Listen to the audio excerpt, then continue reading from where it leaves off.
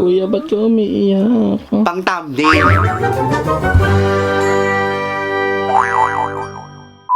Hi! Welcome back sa akin channel. At alam kong sobrang tagal kong hindi nakagawa ng vlog. Kaya naman gagawa ko ngayon ng bagong video. Actually, sa buong quarantine, wala dapat akong planong gumawa ng video. Kaso na-realize ko na sobrang dami nagre-request na gumawa ka ng video because your video makes me happy ngayong quarantine and we need your videos. Alam mo kung ba't nasa madilim ang lugar ako? Kasi I'm in a dark place right now. Ayaw ko na nakikitang malungkot dahil. Eh no. Sumuyakan. Because of many reasons. Kuya, dito ka madilim dyan, di ka nila kita. Oh, yan. Ayan, maliwanag na. Ay, bilis. Di ba? Bilis. Parang yung pagmamahal niya sa akin, ganun kabilis na wala agad. I'm sad because of what's happening in our country. Kasi ang dami nagme-message sa akin ng mga nurse, doctors na they need PPE. Kailangan nilang protective gear. Wala silang makain and everything. Ang dami-dami ding issue sa politics. Si Coco Pimentel, number 1. Si Joy Belmonte. Tapos dumagdag pa itong si Sam Morales. Nakakalungkot dahil napakadami nangyayari sa Pilipinas ngayon. Sa buong mundo, di ba? Pero we should always see the light at the end of the tunnel. After every storm, there is a rainbow. Sa lahat ng mga sakuna at paghihirap natin, there will come a day na matatapos ito. And I truly believe na matatapos ito. So I'm also sad because I'm broken-hearted. No more details about that. I've been a vlogger for almost a decade. I want to be transparent sa mga subscribers natin. Yes, I am sad. Ako, minsan gusto ko din yung malungkot ako eh. Kasi kung hindi mo naranasang malungkot, paano mararamdaman yung saya? So, okay lang malungkot tayo. Pero syempre, I'm still grateful. We have a lot of things to be thankful for. And we share our blessings. Recently lang, namigay kami ng 5 kilong bigas sa mga kapitbahay namin. 105 kilong bigas yun. And I also donated sa mga certain causes and foundation. Sa ABS-CBN, sa Red Cross, sa GMA. And also, there are a lot of people messaging me na sila daw nagdo-donate sila sa mga tao sa paligid nila. Meron silang mga pakain and everything. So, I support them financially because I can't go out. What I can only do is to give help financially kasi hindi ako pwede lumabas-labas. It's better to stay home at kung ano yung kaya lang nating ibigay natin. Nag-donate na lang ako sa mga certain causes like that. So, I also encourage everyone, if you have extra money, let's support our frontliners and lahat ng mga taong nagkatrabaho pa din ngayon. It doesn't necessarily mean na kailangan milyon yung i-donate ninyo. Kung ano lang yung kaya ninyo, basta galing sa puso, maganda yan. I also would like to take this opportunity para pasalamatan syempre ang ating mga frontliners. Mga doktor, mga nurse, at lahat na sa hospital. Also yung mga nagkatrabaho pa din ngayon, mga sundalo, mga galing sa supermarket, at lahat ng mga necessaryong mga taong we need right now. So after this, feeling ko magbabago na talaga ang mundo. Sana matapos na to. So please, don't go outside. If not naman importante yung mga lakad nyo. Sa bahay lang po tayo. Don't go outside your house. Ba't nagiging konyo na ako? So please, proper social distancing. Huwag muna po tayo lumabas-labas at huwag muna tayo makipag-chismisan. I-chat na lang po ang mga chismis na yan. Huwag lang face to face. I'm so happy din because bongga ng ating TikTok. I-TikTok mo yan, girl. I-TikTok mo yan, girl. Ang sarap pag-TikTok. I just hit 700,000 on TikTok. Thank you very much. Actually, I started TikTok way back in 2018. So, I have a TikTok account. Follow nyo ako kung gusto nyo makapanood ng mga short skit and funny videos. Loy, tignan mo nga yung aircon kung nakatodo na ang init. Ano ba yan? Puro utos na lang. Tinodo ko na, te. Pinakatodo na to. Nakatodo na? Bakit parang walang aircon? Ang init. Ang kapal-kapal lang kasi ng balat mo, di mo maramdaman yung lamig. Paanong lalamig? Tignan mo to. Nakabukas yung bintana. What? Sino nagbukas ng aircon? Di mo lang sinara yung bintana. Ako nagbukas kanina. Masarap kasi gumawa ng mga short skit kasi mabilis lang siya gawin, tsaka fun. So, follow me on TikTok, Lloyd Cafe Cadena. I have a lot of videos there. Everyday ako nag-upload. Everyday upload ako doon, girl. Parang ang saya-saya mag-TikTok kasi sobrang nakakatawa yung mga tao sa TikTok. So, ngayon, gabi na actually, ang ginawa lang natin buong araw kaya tulog lang tayo. Hindi naman din tayo makapag-Mobile Legend dahil ang bakal-bakal ng internet. Diyos ko, dahil. Naging pamatay oras din namin yung pag-exercise kasi nag-exercise kami ng nanay ko, mga pinsan ko, nag-exercise kami para kahit papano lumiit. So, comment down below kung tingin nyo medyo pumayat na ako. Pumapayat tayo dahil kung bakit. Kasi papagod na tayo lumakat ang bigat ng mga binte. Tara na, we need to check out our mom because she cooks dinner for me. Hindi na ako nag-rice. Wala na akong rice. And paggabi, less na lang yung food ko. So, medyo sinipag ako kahapon. So, kung mapapansin nyo, yung bahay namin parang ukay-ukay kasi naglabaho kahapon. So, mga paulit-ulit na damit. Kasi kahit na 100 yung damit ko, yung ginagamit ko lang dyan, 10. Yung mga favorite ko. My mom is here eating dinner. How's your day, ma? I'm okay, I'm good. And look at our dog. Our dog is very energetic. I'm cooking. Say hello, say hello. Say hello. Hello. My name is Jiggy Jiggy. I am a dog and I want a baby. Sobrang malibog na po yung dog namin ngayon kung sino-sino lang kinakasta nito. So shout out sa mga kahit kahoy, kinakasta niya just to die. So shout out sa mga Jiggy.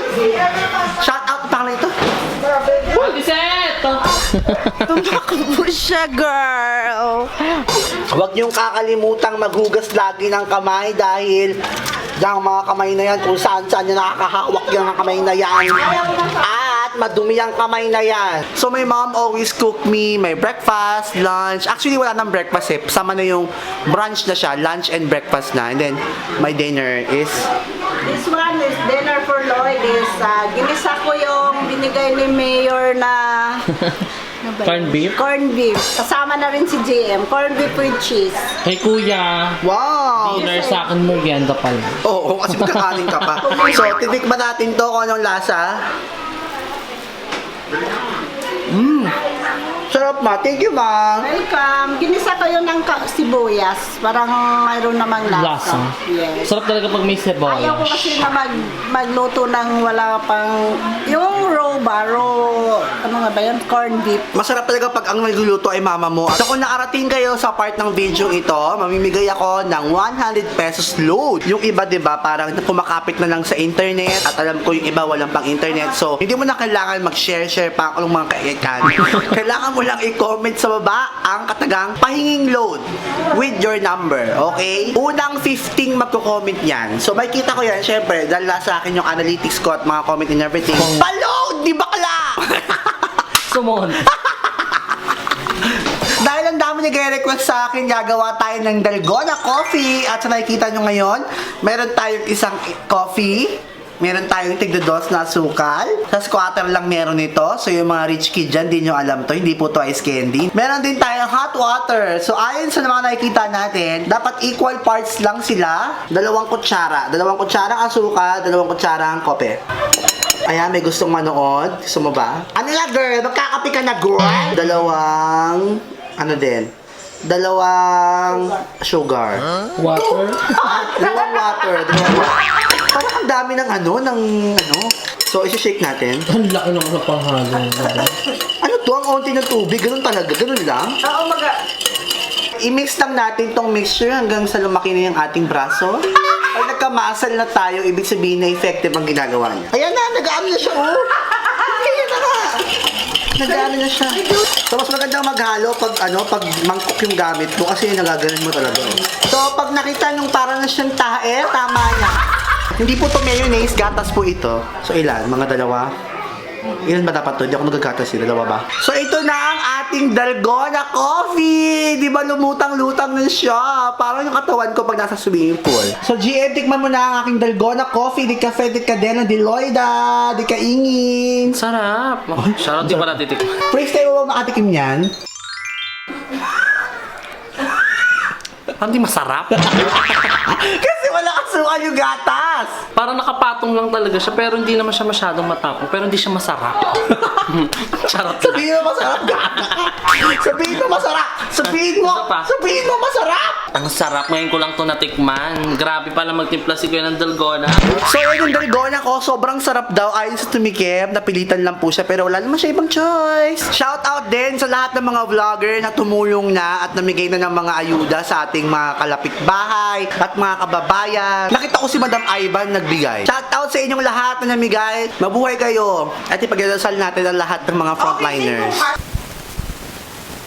So ngayon makikita mo bago na ang damit ko dahil yung vlog kanina yun yung kahapon at ito yun ngayon na to.